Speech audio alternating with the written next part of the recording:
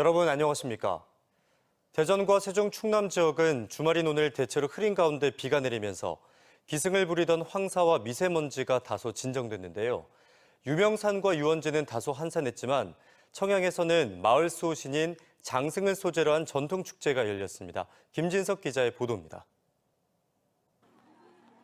전국 각지의 장승 조각가들이 만든 350여 개의 장승이 재현된 청양군 장승공원입니다. 군민의 무병장수, 국태민안을 기원하는 높이 11.5m, 무게 15톤의 칠갑산 대장군과 칠갑산 여장군이 우뚝 서 있습니다. 다양한 이름을 가진 장승이 저마다 독특한 개성을 뽐내고 있는 전국 최대의 장승공원에서 제를 올리며 축제의 시작을 알립니다. 이번 축제는 내일까지 이틀간 푸짐한 볼거리 체험거리가 펼쳐집니다.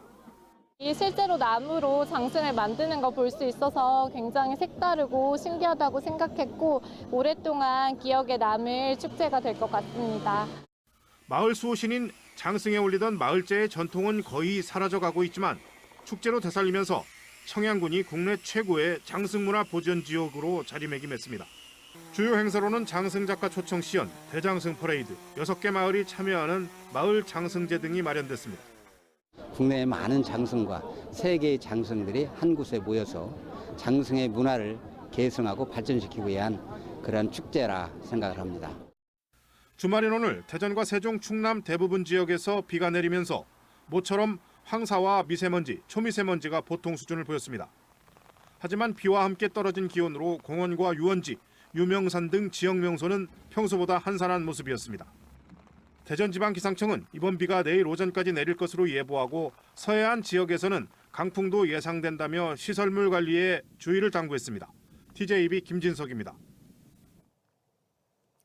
오늘 오전 11시 30분쯤 홍성군 홍성읍에 있는 빌딩 기계식 주차장에서 보수공사 중 폭발로 사고가 발생해 경찰과 소방당국이 조사에 나섰습니다.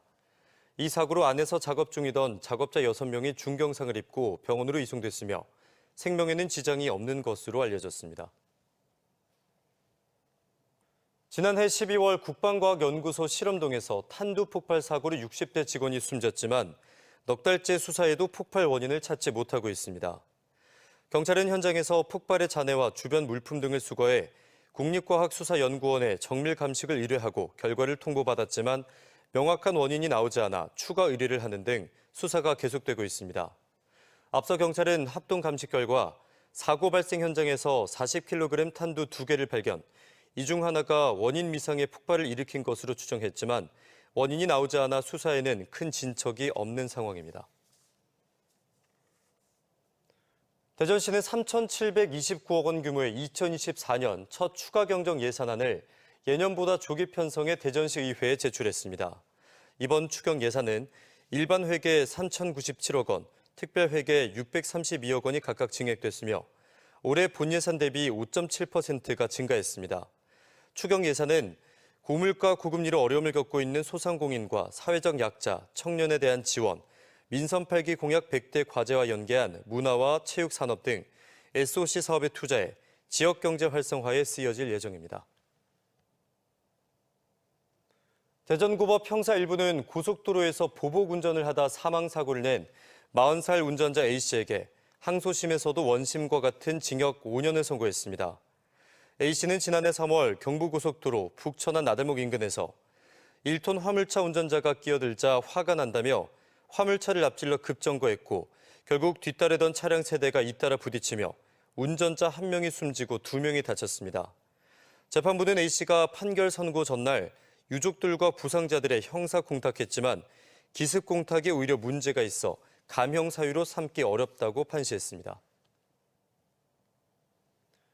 금산구는 빈집을 활용해 귀농 귀촌인이나 청년 그리고 신혼부부 등에게 새로운 보금자리를 제공하는 사업을 시작해 리모델링에 한 동당 최대 7천만 원을 지원합니다.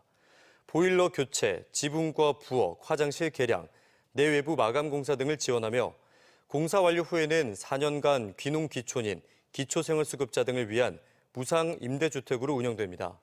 대상은 1년 이상 거주하지 않은 빈집 중에 상태가 양원 1등급 또는 2등급 단독주택 소유자로 다음 달 2일까지 군청 도시건축과에 신청서를 제출하면 됩니다.